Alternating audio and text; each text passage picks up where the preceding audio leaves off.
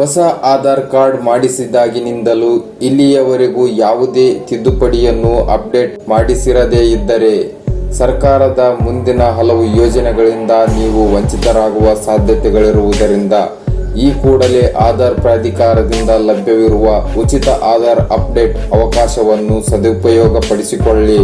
ಕೊನೆಯ ದಿನಾಂಕ ಗಡುವು ವಿಸ್ತರಣೆ.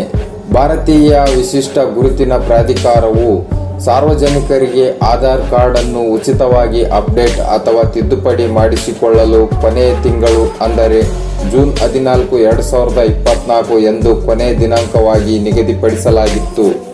ಇನ್ನು ಹಲವಾರು ಸಾರ್ವಜನಿಕರಿಗೆ ಇದರ ಲಾಭ ಸಿಗಲಿ ಎಂಬ ಕಾರಣದಿಂದಾಗಿ ಕೊನೆಯ ದಿನಾಂಕವನ್ನು ಸೆಪ್ಟೆಂಬರ್ 14, 2024 ವಿಸ್ತರಣೆ ಮಾಡಲಾಗಿದೆ.